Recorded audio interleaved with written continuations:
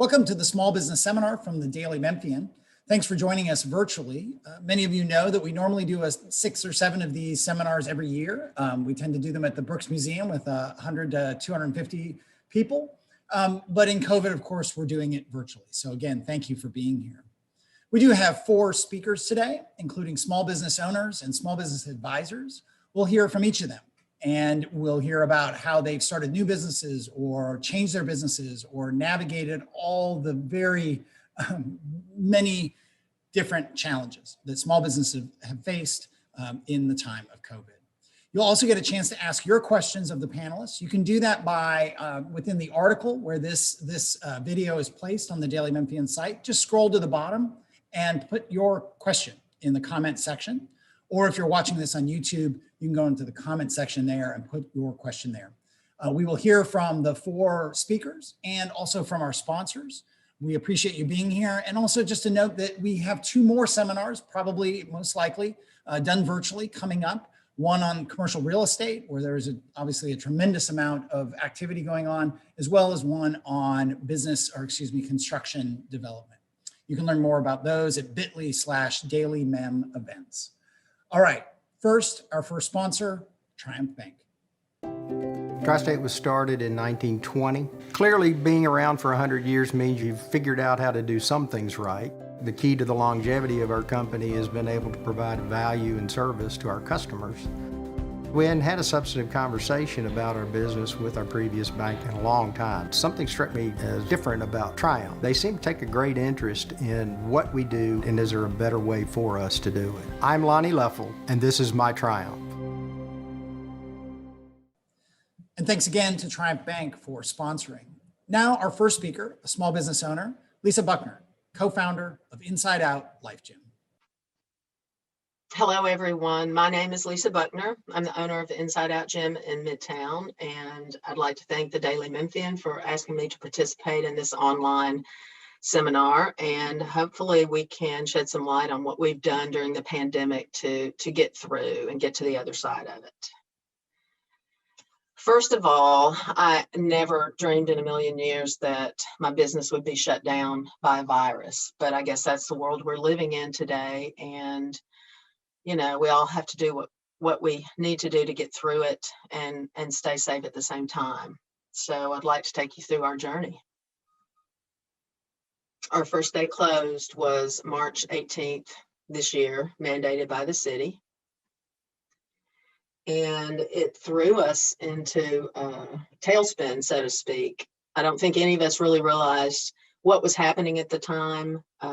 We knew there was a virus in China, and that was in January. By February, it was here on the West Coast. And by the beginning of March, New York was engulfed. And by mid-March, Memphis shut down. So that's a pretty quick turnaround time. And I don't think anybody really believed what was happening until we were shut down. I think the first thing that we did in the face of all this is remember that we had to be safe. It's a change we absolutely did not expect, and it forced us to create a new business model, an ongoing business model. And I have to say that we change it frequently. The first thing we did to get through, to get to the other side, to recover, was get everything possible online that we could. And this is a sample of our first schedule that went out at the beginning of April, about 10 days after all of this started. We had a few classes. We were still teaching ourselves how to navigate the Zoom world and get everything online. And we learned quickly that this was a huge learning curve. But this is Memphis, right? And we all know how to take care of business. So we got our staff together. We figured out what we needed to do and started the task of rebuilding in this climate.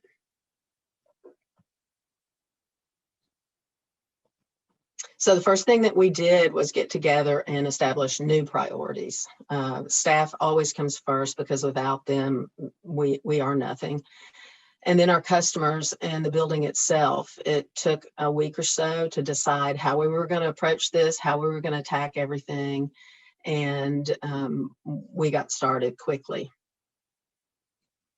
So the first thing we did was turn everything inside out and create a new business model. We did really believe in maintaining several of the mission statements in our old business model, which had kept us viable for 24 years. And that was creating a comfortable environment, creating community, and maintaining that sense of community in everything. Going forward with a new business model, we knew we had to create value in our online services, and we had to determine what resources we had so that we could add to them.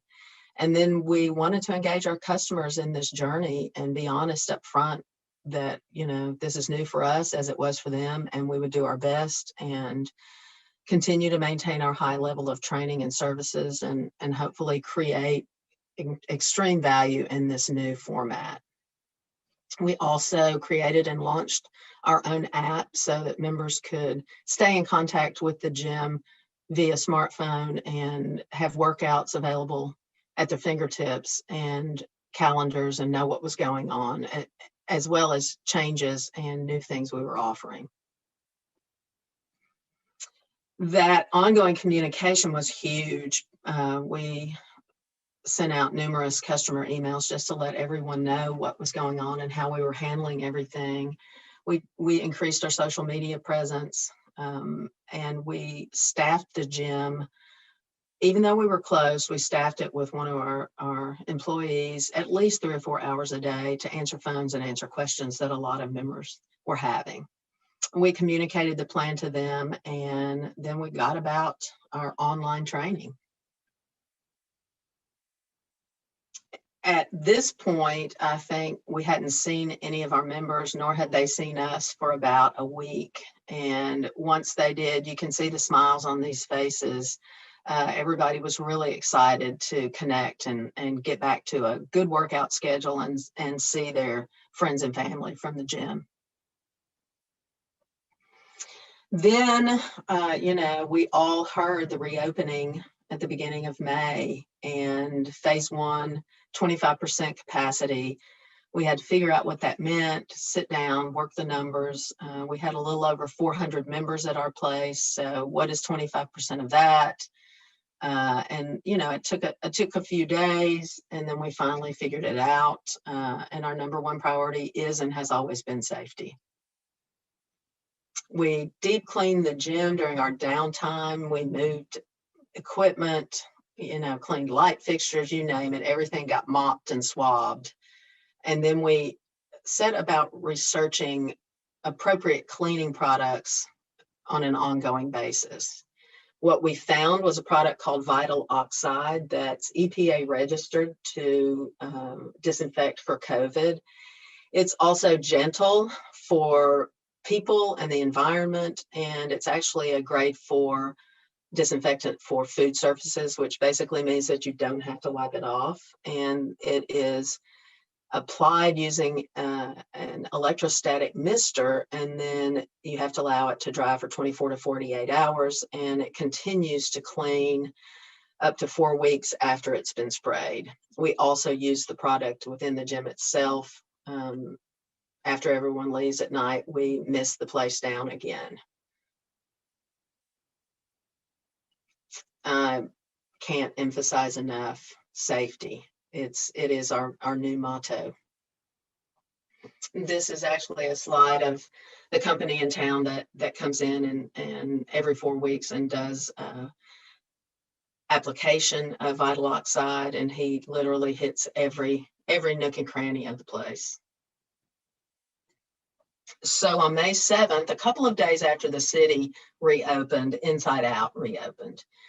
Again, we wanted to remind members about our safety protocols. We have stickers all over the workout areas. We opened up separate rooms so that people could go in and do their workouts without having to worry about being among the general population. And then our biggest asset so far has been the ability for us to hold our classes outside. We have 2 outdoor areas, one in the back, and then our parking lot. And we do the double safe distance, 12 feet and sometimes 15 feet instead of 6. Now we are online and on-site. All of the classes that we do online, we add to those monthly at the very least, and we also stream many of our outdoor classes so people can participate in those. We're really doing our best to get back up to our 30 to 40 free classes a week for our membership, and we are almost there. Masks are required in the building, and this was a bit of an issue for a lot of people in the beginning. We dealt with it, and everyone pretty much understands that they're protecting other people as well as themselves. So we do require masks in the building. We have members use disinfectant wipes to wipe their equipment before and after they use it. And then our staff comes through and wipes it down after it's used as well. This is just a sample of some of the things we do outside. That first slide is TRX outside. Again, we allow no more than 5 people in a class at a time on the TRX machine, simply because that establishes safe distances for us, 12 to 15 feet. Then in the front, we do everything from Zumba and box aerobics to weight classes. And out back, we do spinning and rowing. And again, super safe distances always. I think we've done a really good job of maintaining community. You can see this spin class is full. There are 6 people in it with the instructor. We're managing outside. Thankfully, the weather has been pretty decent throughout the summer. It hasn't been too hot. We do have a water misting system installed also, and this area is very shaded, so it stays fairly cool from Memphis in June, July, and August.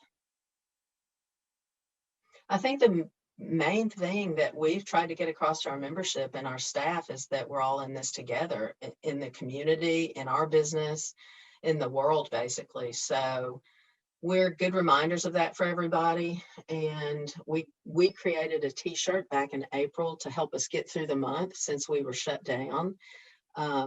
Everybody stay safe. It's a Memphis thing, of course. And even though our goals are much shorter term now, sometimes we're just getting through a day or a week or even the month.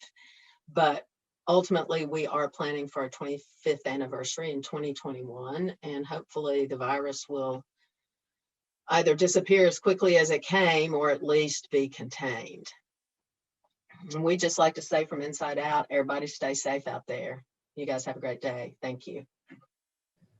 Thank you very much, Lisa. And a reminder that all of you listening, you can ask questions, use the comment section on the article in which this video is embedded. Just put your question there and we'll get to Q&A after all the speakers have gone. You can also, if you're watching this on YouTube, you can use the comment section there. Now we've got another sponsor message, this from RJ Young.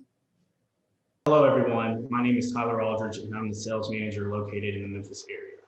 I would first like to thank the Daily Memphian for allowing me to speak on behalf of RJ Young. As we are in an unprecedented time, a lot of businesses have made significant changes to remain afloat and profitable. At RJ Young, we've invested in solutions for our clients that are both cost-effective and applicable during these difficult times. We offer PPE products, temperature screening kiosks, as well as cloud-based security cameras. For more information on our COVID-19 roadmap, please visit our website at www.rjyoung.com. Thank you. And thank you, RJ Young, for being one of our sponsors. Our next speaker is a small business advisor. Brandon Rowland is with Adams Keegan, and he'll talk about all the myriad ways that small businesses have had to deal with all kinds of regulations, be it from HR, PPP loans, and so on. I should also disclose that the Daily Memphian uses Adams Keegan. That's not really why they're here, but I do need to disclose that. So next up, Brandon Rowland. Hi, this is Brandon Rowland. I'm the Director of Human Resources at Adams Keegan, a professional employer organization right here in Memphis. What I want to talk to you about today are some return to work considerations and some best practices and some employment laws to keep in mind in light of the coronavirus pandemic and how it's affecting our small businesses. I would like to disclaim that this is pre-recorded, as you can see on the slide. So some of this information may not be completely up to date by the time you're seeing this, so we can address any of those concerns or questions in the Q&A session to follow. So today we're going to talk about some return to work considerations, your wage and hour and your wage and hour considerations, your best practices, your paid leave provisions under the FFCRA, and some PPP loan forgiveness questions. When returning employees to work, there are some things businesses need to consider. What they'll need to consider is a timeline for employees to return, and a very important thing is to consider also who's coming back first. So what are your essential business functions? What are your essential jobs? Who do you need to make that business run smoothly? Do you have a seniority system in place? Do you have certain jobs that can continue to remote work and others that need to be on site? Establishing good objective criteria for bringing employees back, that's going to help protect you from any potential discrimination issues. So that's always good to be able to figure that out on the front end.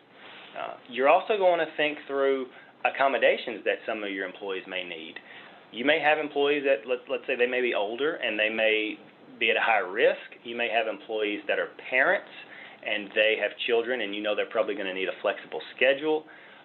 So you're going to want to think ahead to some accommodations that may be needed and how you can work with your people on those. But you're certainly not going to want to assume those accommodations are going to be needed, and you're not going to want to force those accommodations on employees that otherwise aren't asking for them. So again, be mindful of that, but don't force accommodations on people who otherwise don't ask for them.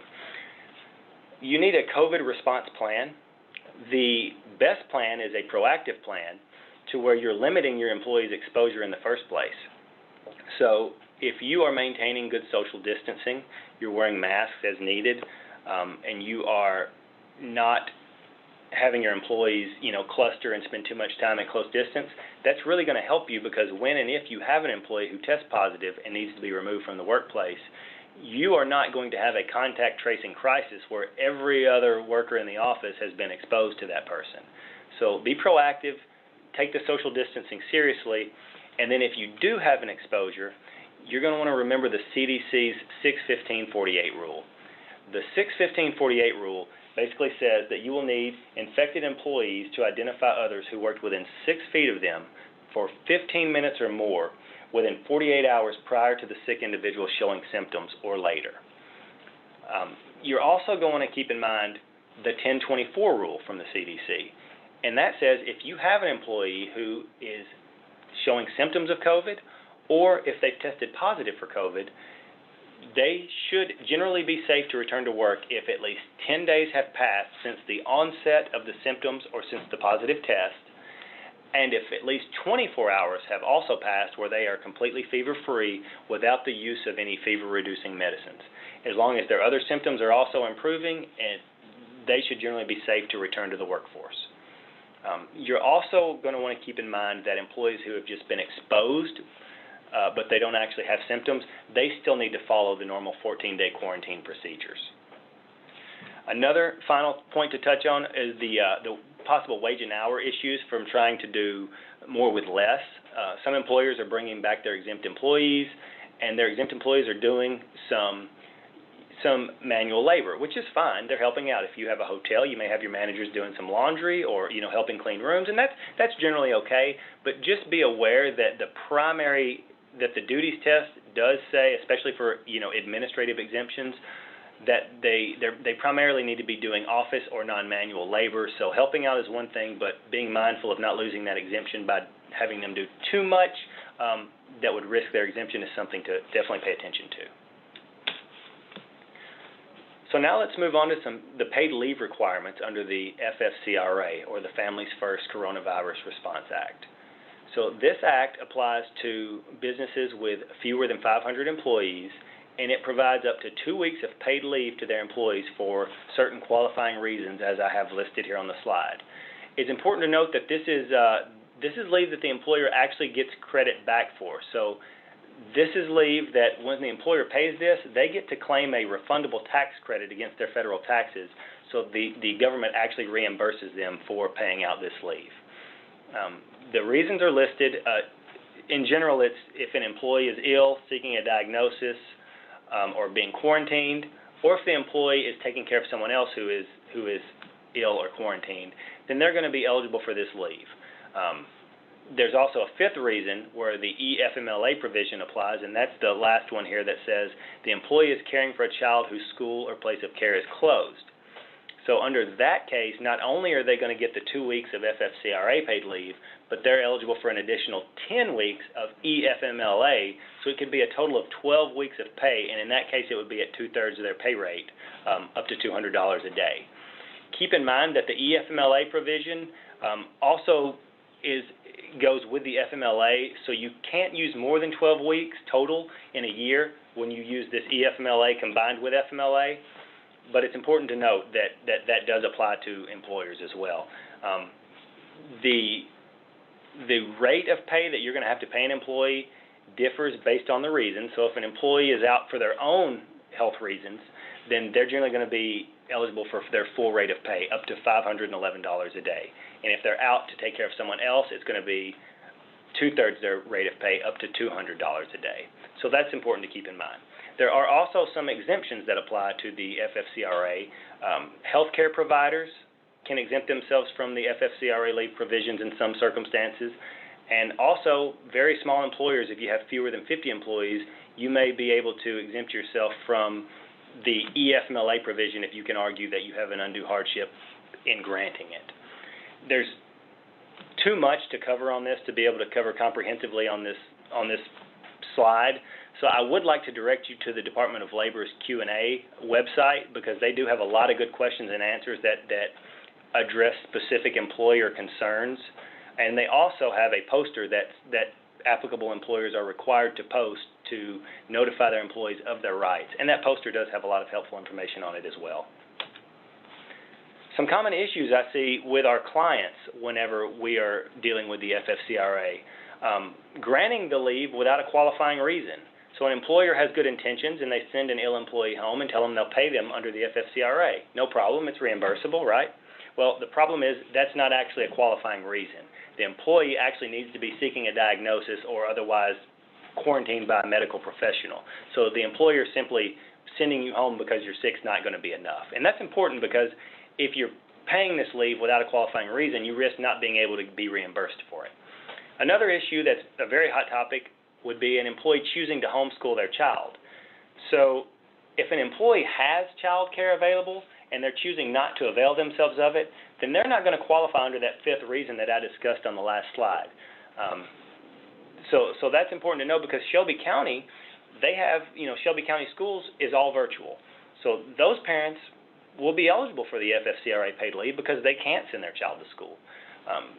Collierville, they are going, at least at the time of this recording, they're going 5 days a week right now. So if a Collierville parent chooses not to send their child to school because they're concerned, but the school is open and available, then they're not going to be eligible for paid leave under the FFCRA because they're choosing not to send their child to school.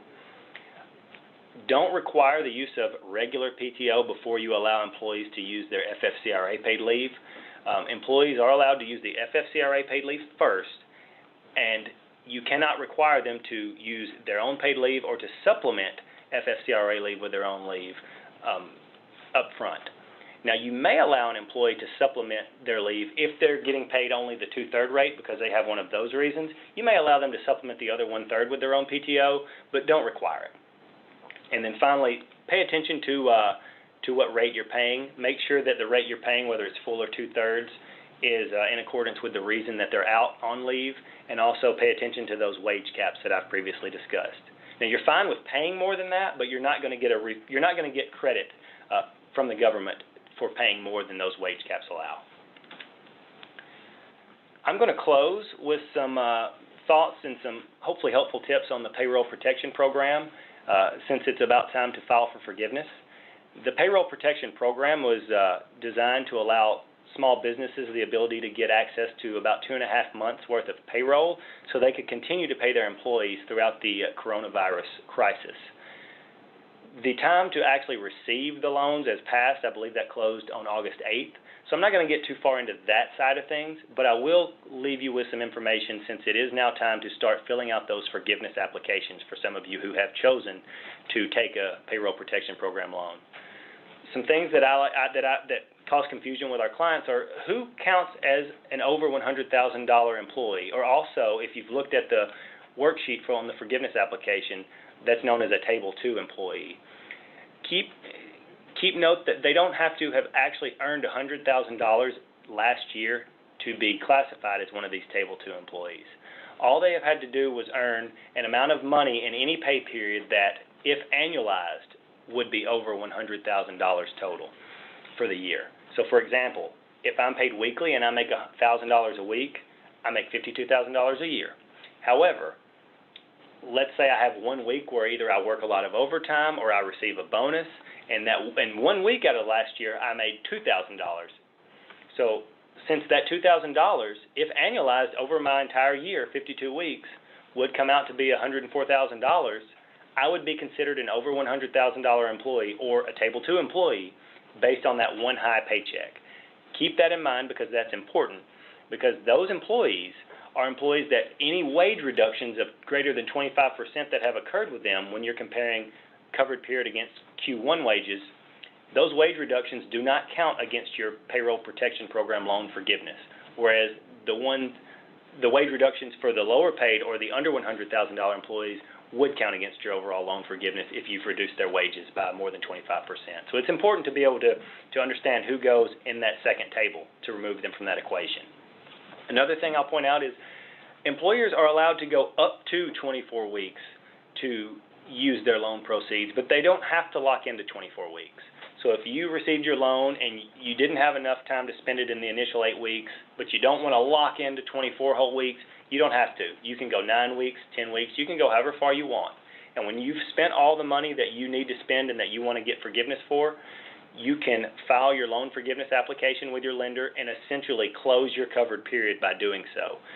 That's helpful because when you close your covered period, you have no requirement to continue to keep your full-time employee count levels up because that is a covered period calculation. So if you go 10 weeks and you apply for loan forgiveness and then you have to have a reduction in your workforce later, that's not going to count against you because that's not in your covered period. So keep that in mind. That's all I have today. I would like to close by saying that Adams Keegan has employer alerts monthly, sometimes more than monthly, where we discuss different employment law topics, and we also have COVID-19 alerts, and we have a weekly webinar, and often it's a Q&A session for clients, but non-clients as well can participate, and that's every Friday at 10 a.m. Central. If you'd like more information or how to get signed up for those, please feel free to reach out to me. Thank you very much for your time. Thank you, Brandon. And a reminder, you'll be able to ask questions of Brandon or of any of our speakers. Just go to the comment section at the bottom of the page in which this video is embedded, or go to YouTube and you can use the comment section there. Let me now introduce our next sponsor, which is HHM CPAs. For almost 40 years, HHM has provided public accounting services to businesses of all sizes. We have built our firm one relationship at a time, proving that service excellence and client satisfaction are our main objectives. HHM offers a wide array of accounting and financial services to help our clients, both companies and individuals, reach their potential. Choose a team that is equipped to support your business and personal endeavors. HHM consistently invests time and resources in our staff so that as we continue to grow, our service and commitment to each and every client remains our highest priority. Again, thank you to HHM. Now our third speaker, another entrepreneur who started a number of small businesses, Christina McCarter, today talking about City Tasting Box and Feast and Graze. Hello, and thank you all for having me today. My name is Christina McCarter, and I am a proud Memphian. I am the wife and mom of a 6-year-old, and I am so passionate about the culinary scene here in Memphis, Tennessee, and that is how it all got started for me. I am the foodie who turned into a foodpreneur. I am an owner of City Tasting Tours and Events. I'm the co-owner of City Tasting Box and the co-owner of Feast and Graze. I really do enjoy cultivating unique and dining destinations in Memphis for visitors and locals alike. And I am also what you call a local food enthusiast. I simply just love food. I enjoy everything from the chefs to the farmers and the mixologists to the food artisans. And that is how it all got started for me. My first baby was City Tasting Tours. I established this company in May of 2016. It is a cultural food tasting tour company where I take people to 4 different restaurants in downtown Memphis so they could enjoy dishes at all of these local places right here in downtown. They get to meet the chefs and get that behind the scenes action that would give them a total grasp and connection with the city. These tours are always more than just food. Food tourism in Memphis is forever evolving.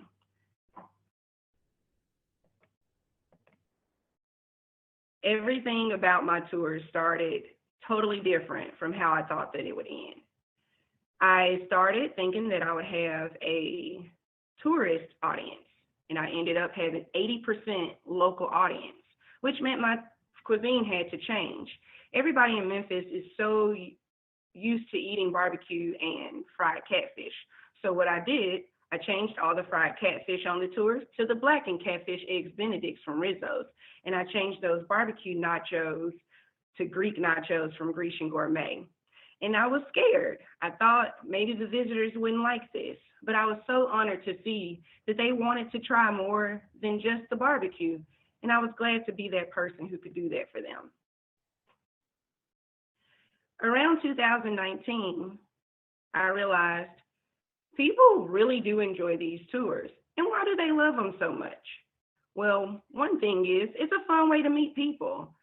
I've even made best friends off of the tours, and I've seen so many other people connect and continue to be friends after the tours. It's also a 2-in-1. You get to learn about the city and you get to eat like a local. So I always tell people, after this tour, this will not be your last food tour. You'll do this everywhere you go. And of course, it's just a great way to enjoy your own backyard.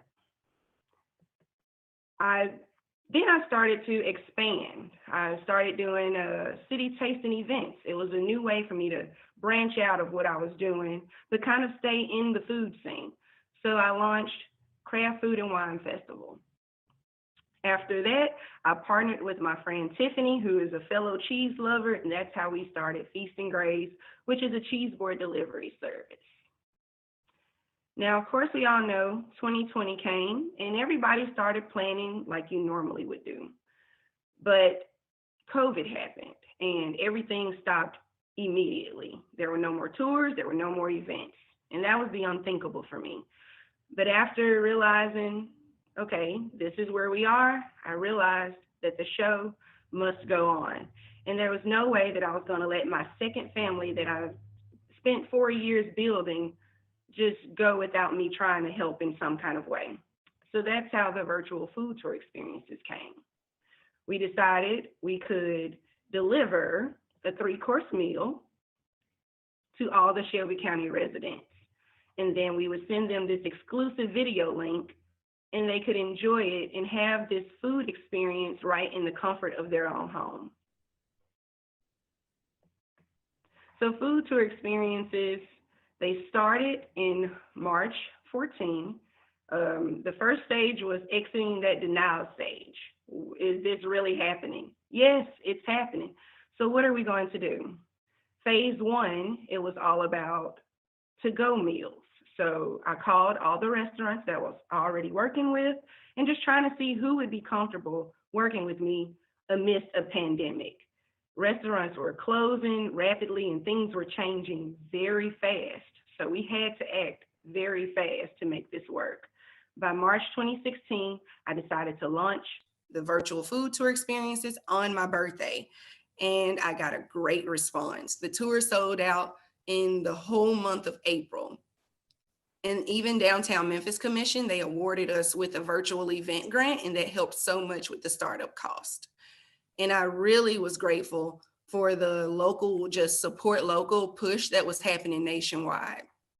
By April 23rd, we were featured in the New York Times for being one of the small businesses in America that decided to pivot and find a new way to make things work. And I am forever grateful for that. Tours were still selling out, and we were able to bring in $1,000 in revenue towards each restaurant that was participating with us. And while we did that, we also were helping people just have a way to celebrate those special occasions that they had to abruptly cancel. But by May 31st, phase 2 happened. And that was when you were able to go into the restaurants again. And people were so excited about that. And I was too. But the downfall to that meant that the virtual tour sales plummeted drastically. And I was right back at square one. So it was time to make the show go on one more time. And this time, hopefully it was permanently. And that's how we entered with City Tasting Box. We went from a bag to a box. We went from local to nationwide. So after phase 2, there was still no way for me to do tours, and I had to figure out something else that I could do. I checked in with a friend of mine named Lisa, and I told her the idea, and she loved it. And a week later, we became business partners, and we both shared the same ideas for this box. We wanted to make sure that we could ship it nationwide for non-Memphians to participate in our local food culture, because as we know, Memphis has some good food. We also wanted to make sure that we could support Black-owned and minority-owned businesses. And lastly, we wanted to make sure that we could continue to celebrate the tenacity and resilience of the local food scene, because they never gave up. So we started with 2 boxes. We have the Support Local box and we have the Memphis Travel box. As you can see here, our handcrafted artisans box is the Support Local box, and our classic staples are filled in with the Memphis Travel box. And this box was also curated with Memphis tourism.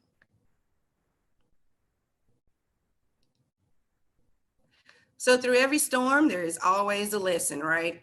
So my lesson through COVID has been quite simple. Family time for me is so important. I have spent 24/7 with my 6-year-old, and I can't really say many bad things about it. Keeping that foundation solid for me is priceless. And my kids seeing me work through all of this has also just been so priceless. And I hope that when he gets older, he can see this and say, Mama, you made it through. And then also partnerships. I couldn't do any of this without my partners, Tiffany and Lisa. Without them, I can't continue to be what I think of myself as, this just super mom or superhero, because we all know that every hero needs a sidekick. And I am grateful for them. And it has made me move so much quicker because I am able to take a break when I really do need a break, which brings me to my last point, which is grace. Everybody always says you can be your hardest critic, and I am definitely one of those people. But during COVID, I remember just saying, relax. If you need to go get therapy, go do that. Every entrepreneur needs that, because we're all crazy to get into this kind of business in the first place. So enjoy that glass of wine, take you a hot bath, and relax, and get you some vitamins, and just take care of yourself. And while I'm not able to do tours anymore, my mantra still remains the same: eat local and be kind. Because at the end of the day, food brings people together, but good company keeps them there. Thank you all so much. And thank you, Christina. A reminder, you can ask Christina a question or any of our panelists questions. Just go to the comment section at the bottom of the article in which this video is embedded. And now another word from another sponsor, All World Project Management. All World Project Management is a full-service project management firm. Most of our work is centered around the built environment. We offer engineering services, geographical information services, information technology, and a wide array of construction administration-based services. Our culture is very diverse. We're a 42-person firm that's comprised of different races, nationalities, backgrounds. But what sets us apart is our diversity in our service offerings and the fact that we focus on diversifying our clients. And again, thank you to All World Project Management. And now our last speaker, Jason Martin with HHM. Good afternoon. My name is Jason Martin, and I'm the managing partner of HHM CPAs here in Memphis. We are a locally owned CPA firm servicing small businesses within the Southeast. And so we've been around for about 40 years. And 85% of our work is working with closely held companies and businesses in the Southeast. The other 15% is really servicing nonprofit organizations and municipalities. So a little bit about HHM by the numbers. As I noted, we're 38 years old, 19 partners, 11 industries served, and 2 locations, one here and one in Chattanooga. And so we have 15 unique service offerings, which includes audits and financial statements. And financial statements are very important for small businesses. We also provide a host of tax services, whether that be planning, accounting software and services, business valuation, emerging businesses, and startup services. We work on behalf of our small businesses and make sure that they're properly supported in all things accounting. And so that may include a lot of different services that we can provide to small businesses. So today we want to talk about COVID-19 and 3 distinct points. First being tips and tricks for business taxes, second being remote leadership in small businesses. And lastly, we want to talk about the payroll protection plan, which came out of the CARES Act that was designed to provide much needed capital to businesses in order to pay payroll and other costs. So the first thing we want to talk about are various tips and tricks for small businesses as related to business taxes. So the first thing you have to keep in mind is to always hire the right accountant. Make sure your accountant understands your business. Make sure your accountant understands where you've been and where you're trying to go. And make sure your accountant is accessible to answer any questions you may have throughout this process. COVID-19 has placed a lot of stress on businesses.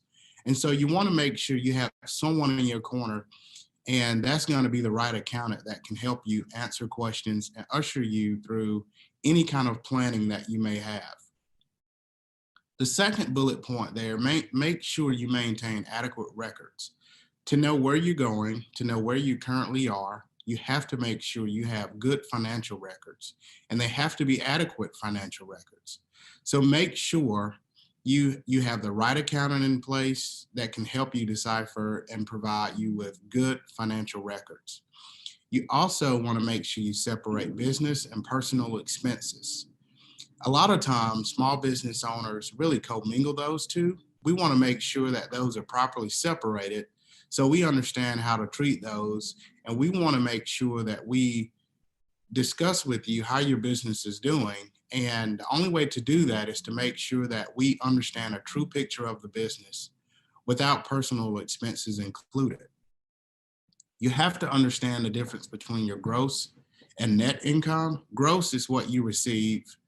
Net income is minus your cost of goods sold. So if you're producing widgets or chairs or any product or providing any kind of service as a restaurant, for instance, your gross would be what you collect from the customer. Your net would be what you have after the cost for those goods or services are factored into the equation. So as a restaurant, you may charge $100 for a particular ticket, but the cost of the food as well as the payroll, that if you subtract that, then that becomes your net income. So it's very helpful for you to understand your gross versus your net income. Accurately classifying your business expenses is key. To understand your financial statements and your financial position right now, you want to make sure that you have the right expenses in the right bucket. Managing payroll costs is also a big one. You want to make sure that you understand what your payroll costs are. Also, when you go to apply for forgiveness with the Payroll Protection Program, that PPP loan, you have to report certain payroll numbers. So that's also key that you understand your payroll costs. Also, we as CPAs, we understand what good businesses do well, and we understand what businesses can do better. So use us as a resource, seek our advice, or seek any good accountant's advice when you're trying to plan for your business. Our opinion is very important. We live and we breathe financials and business operations, so we can be very helpful to you and your business. Taking advantage of capitalization plans and any growth plan that you have, capitalizing certain items, equipment, things of that nature, you want to make sure that you take advantage of that. In any plan that you have that involves capital items, there are different tax consequences and benefits. So we want to make sure we understand that. Next, we're going to move to remote leadership in small businesses. Leadership is very key, especially in an uncertain time such as this time and dealing with COVID-19. So we want to make sure that we communicate again with our employees and our customers. And so it's inevitable that some of our employees may be dealing with personal situations, maybe dealing with children, trying to teach children at home, or whatever the case may be, that may provide added stress. Providing that communication may relieve the burden of them wondering about the company that they work for, the stress that you as an owner is under. You just have to communicate where the business is going. You have to be transparent. Please clearly explain upcoming changes. If you don't explain it, you leave it to your employees to assume, and that's never good. Providing or gathering feedback from your team is also important. You want to make sure that you allow your team the opportunity to provide input as far as how the business is going. A lot of our employees, they understand our businesses a lot. They understand trends in our businesses. So it's very important to understand and to solicit feedback from our employees. Creating a fun and virtual opportunity, we have to stay connected during this time. If your team is working remotely per se, we still have to find time to get together and to communicate and just fellowship, whether that be virtually or in very small group settings. That will be beneficial to your team's productivity. Being flexible of how the work gets done, that's very important too. Being flexible comes in many terms. Here at our office, we like to collaborate in person. We've been doing a lot of Zooms and things of that nature. But you have to be flexible at how the work gets done, but still understanding that the work needs to get done. And there's a lot of accountability to our clients that we have to provide. Lastly, but not least, make sure you check in on the well-being of your team. A lot of your team members may be stressed right now, as I said earlier, but make sure you check in on the well-being of your team. Lastly, we want to talk about the payroll protection plan forgiveness and what that means. So obtaining forgiveness is the single most important part of the PPP loan for your business.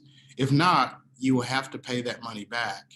And so several things to keep in mind as you get ready to apply for forgiveness is that this loan was an incentive to keep workers on payroll. And so 60% of these funds must be used for payroll purposes. You can use the remaining 40% for interest on mortgages, rent, utilities, things of that nature. But by far the majority of the funds had to be used on payroll. So earlier slide, I talked about good record keeping. This is where good record keeping comes into hand, because now you can prove that you've spent that money on payroll and not other items. So the forgiveness is based on the employer maintaining or quickly rehiring employees. And you also have to maintain salary levels. So salary levels is one thing, but employee count is another thing. And those two items have to be met. If you reduce your head count during the 8 or 24 week process per se, all of that money will not be forgiven. You will have to repay some. And so it's important that your record keeping spells out the number of employees that you've been able to maintain and those salary levels during this time. So the PPP forgiveness form is currently out. I think it may undergo more changes. So make sure you communicate with your banker so you can understand any changes or have in your possession any changes that may come down through the SBA. Thank you so much, and I look forward to answering your questions later. And thank you, Jason. Again, we're about to start the Q&A portion, so get your questions in the comment section on the article in which this video is embedded, or you can use the comment section within YouTube. Our last sponsor, Felsenthal Health Insurance Services. Felsenthal Financial Services is pleased to be a sponsor of today's event. Our company has been serving the Mid-South for over 50 years, fulfilling the financial, employee benefits, and insurance needs of many of the area's most successful companies. Belsenthal Financial Services has just introduced a new group health insurance plan for small businesses. It offers a choice of Cigna networks similar to those of the state's largest employers. It also has excellent pharmacy plans with low co-pays. If your company offers group insurance, call us. Again, thanks to all of our sponsors and speakers. In just a moment here, we're going to start doing some questions with all of our speakers. You can ask questions, as I've mentioned. Just go within the article where this video is embedded. You can go to the comment section and put a question there. Or if you're watching on YouTube, you can go into the comment section on our YouTube channel and watch and post a question there, and we'll get it to the speakers. Also, if you joined this late, don't worry. The full video will be available on the site in this same article where you're watching this, or on the YouTube channel. So sometime later today, the full video, you can go back and watch that. So I wanted to start, maybe I'll go back to our first person, which was Lisa. It was striking and kind of extraordinary to see all the change that you had to put in place so quickly and sort of without a net, right? I mean, looking back, what sort of guidance or rules or lack of guidance or lack of rules would you like to have had to make that switch so quickly? You have to remember we were a startup, a health club startup in 1996 in Memphis.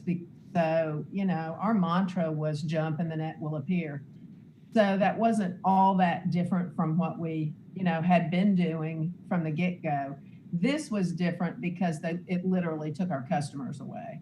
I wish there had been a little bit more notice. I wished that I had been more savvy at Zoom and all social media when it happened. But, we got up to speed within about 7 days. So I'm pretty proud of that. For Christina, restaurants and the food business broadly have just taken such a hit. I mean, nationally and obviously locally. And it's been in some ways kind of the front lines of small business closures and of people feeling, I can't go eat, I can't go out, I can't go see my sort of friends at my usual restaurant. I mean, for you, I think I know the answer. I guess at any point did you look around at all these other places that haven't reopened and think, well, I'm just going to hang it up for a while.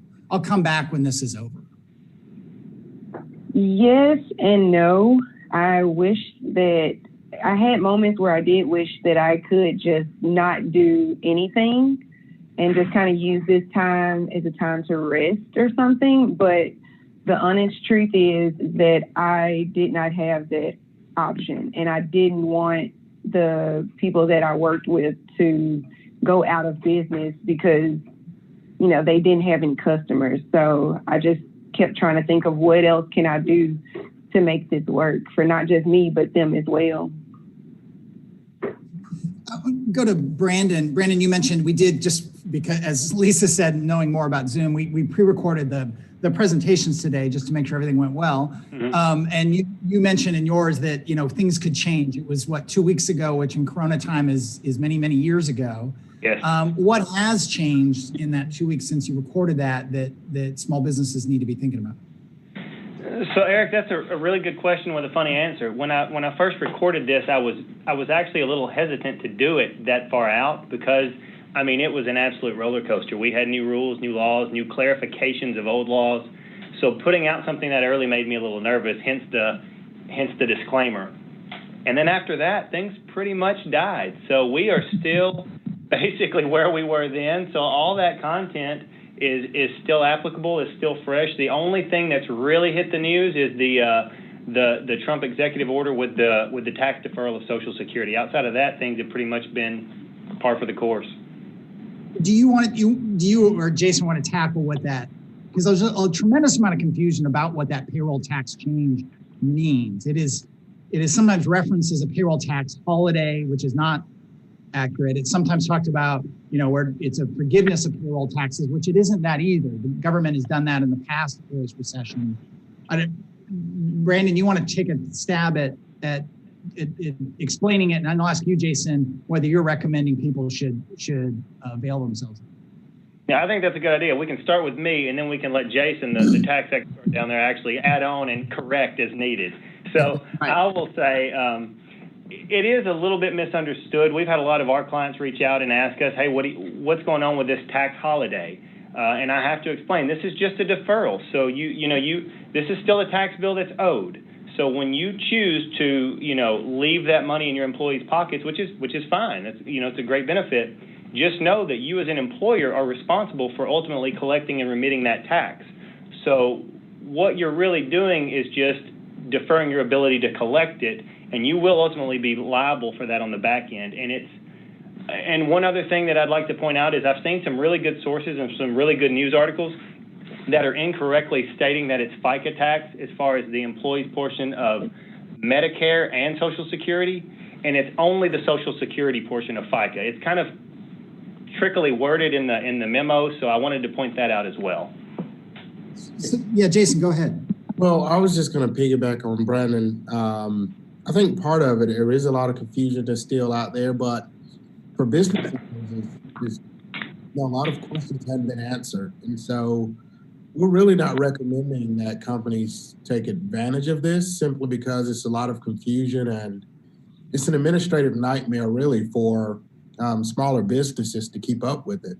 One of the main things is if an employee defers and that employee leaves, who's responsible for the tax? And so some of those fundamental questions haven't been answered yet. And so until those get answered, we're trying to push companies to other sources of capital versus deferring payroll taxes.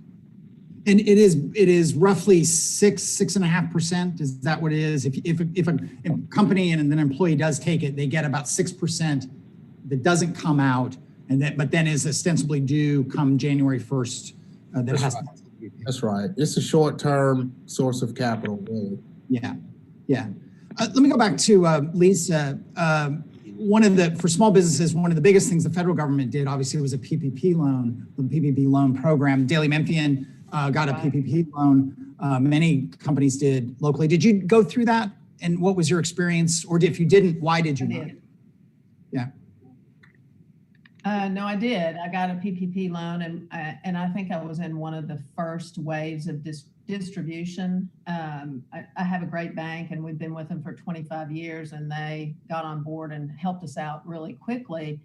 The problem was, in the beginning, we had to distribute the money within an 8-week period of time, and then the law changed about a week before we had distributed all the money. So, we were shut down, but I was still paying employees. But then when we opened back up, the PPP was gone because this new rule came in. So yes, we did get it. It was helpful. Yeah. Christina, did you go down the PPP route? Whoop, I lost I Lisa. did not. Did not. What? Do you mind me asking why? No. I mean, I'm really a really micro business. Most Sure. tour guide companies are. So, as a really like a one-woman show kind of situation, I just saw it best to just keep going and figure something else out. I'm also in the world of the student loan debt and everything. So the thought of a loan at first just scared me until I learned more about it. And then I was like, oh, I probably could have taken advantage of that. But I got a lot of help with like community relief grants. So got that it. helped. Got it. Jason, I mean, for clients of yours, we don't have to talk about anybody specifically, but, who are trying to begin to navigate, the loan program is done. There's talk of them opening it back up again for a third round. But, as of us taping this, that's not happening, as Brandon referenced. Right. But forgiveness is on the horizon, and that is where up to 100% of that loan can be forgiven and basically treated as a grant if you meet certain criteria. What I would describe as, and then you'll correct me, is making sure it goes towards payroll, towards rent, some rent or mortgage payment, and for your business, your business location, and some amount of utilities expenses. Where are people, did I get that right? And then where are people getting tripped up in terms of moving towards forgiveness right now? Right. I think you said it well. Those dollars had to be used for specific purposes, payroll being the main one. And because they stretched the period out to 24 weeks, most businesses were able to use that money 100% for payroll. So that makes life easier when you go in for the forgiveness. The main thing is just your records. You have to have good payroll records.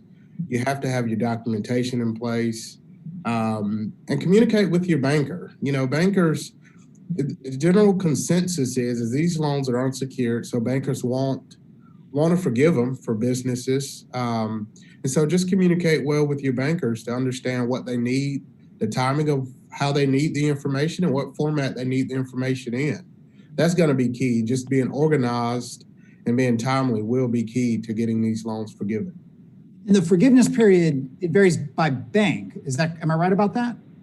I mean, or the process of forgiveness varies a little bit with each bank. The application is the same. You know, Okay. some banks may require more documentation than other banks as it relates to the forgiveness. But, you know, call your bankers, make sure they understand what information you have, information you don't have, and make sure it's well and organized when you present it, and you shouldn't have a problem. Yeah. Brandon, you all get questions because the loan, although it's a loan and maybe more in Jason's world, it was very much driven by payroll.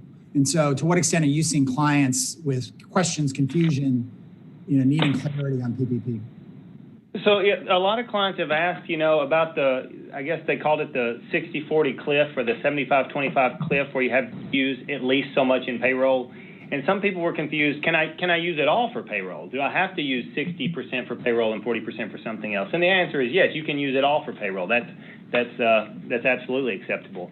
And then other people get confused. This is a common point of confusion. If I need more than the 8 weeks to spend my money, do I have to lock into 24 weeks to spend it? So we've been explaining, no, you can go beyond 8 weeks and you can still close your covered period before the 24 weeks is over. And I addressed that on the slide, but a lot of people think it's either 8 or 24, and you can take really as long as you need up to that to spend the money. I'll go back to Christina, and again, I talked about the restaurants, and I don't, just that has been such a big hit, and it's one of the more public hits, I think, because we see the restaurants closed, or we read about them in Daily Memphian or elsewhere. There is a funny thing you did at the end. You talked about self-care as a small business owner. You said, have a glass of wine. And it was funny, but it was very sweet. And it is also partly what people need seek from their favorite restaurant. It's an escape. They want an escape from the relentless drone of coronavirus shutdowns and lockdowns and so on. And so I'm not sure where my question is, but how do you experience that with your customers? I mean, do you get that connection, even if it's remote, that connection to food and drink and that sort of socialization that food is, even remotely? Yes, I definitely have tried my hardest. I'm an extrovert, so I yearn for social connection. I've had people call, I've had people text, and just send messages on social media, in different Facebook groups, just asking where can I go, or where should I go, or do you have any suggestions on what we should do this weekend? So that's really the only way I've been able to still connect with people, is just through social media and people trying to find a patio to go sit on and eat some, drink some wine and eat a cheese board or something somewhere. But it definitely hasn't been the same.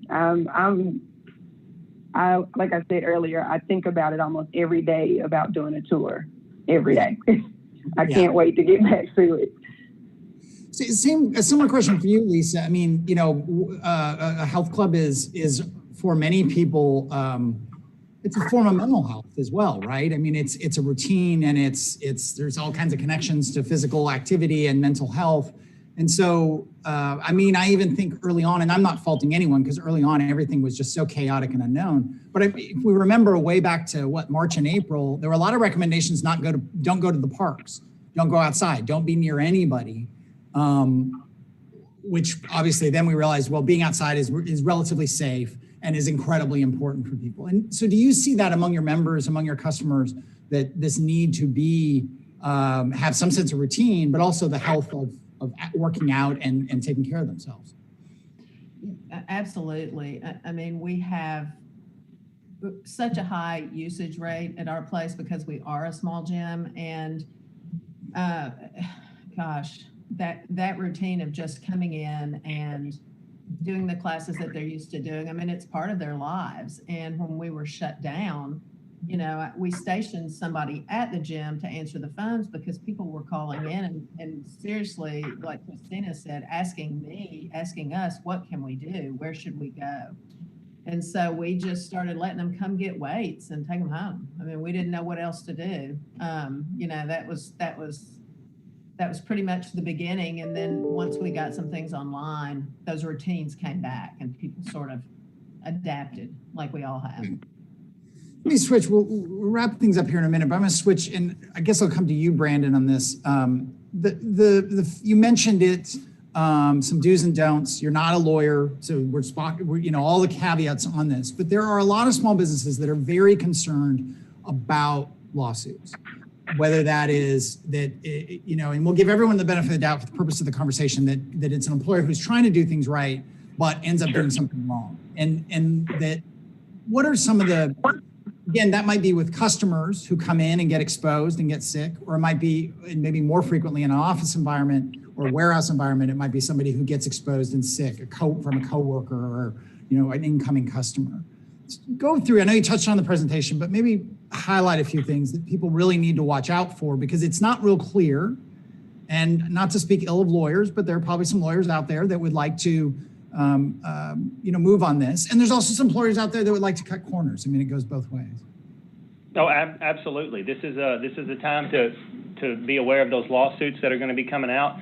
I would say, generally speaking, the best defense you can have to show, hey, I wasn't negligent, I wasn't trying to be negligent, is to follow the guidance of the CDC and to follow the state and local ordinances. So, I mean, that sounds simple, but when you're following that guidance, if something happens, you can show, hey, I tried to social distance, I had people wearing masks, you know, I was getting people out of the workplace when I found of their exposures, and I was doing my contact tracing, and that limits your liability, because what you're really ultimately trying not to do is to be seen as an employer that was negligent. People make mistakes. We all make mistakes, but willingly, you know, cutting corners, that's where you're going to really run into some problems, because then an employee or a customer is going to say, hey, look, they were doing this, they weren't following the rules, and now I'm sick.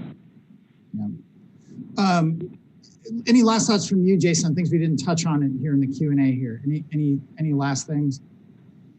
No, I think everyone has pretty much summed everything up. I think during these times, for business owners, like in our earlier presentation, you know, please do stay connected to your employees and to your customers at this time. Communicate. You can't overly communicate these days during these times to keep everyone calm and on the same page, really. So that'll be the best takeaway I could give. Okay, I'm going to leave it there. Thank you all for your presentations. Thank you for sticking around to doing this Q&A. And thank you all for joining us. Again, if you came in late, the full video will be available on our YouTube channel and on the Daily Memphian site. Just search small business on the Daily Memphian site, or you can come back to this article where the video is embedded. We have 2 more seminars coming up. These, again, are the seminars we generally do in person, often at the Brooks Museum. Obviously, that's not happening this fall. There's one, though, focused on developing Memphis, some of the new developments that are still ongoing despite the economic and general chaos, as well as a commercial real estate review coming up in November. So be watching the Daily Memphian site for specific dates and times. Again, thanks for joining us, and thanks to our panelists and sponsors. Thank you. Thank you.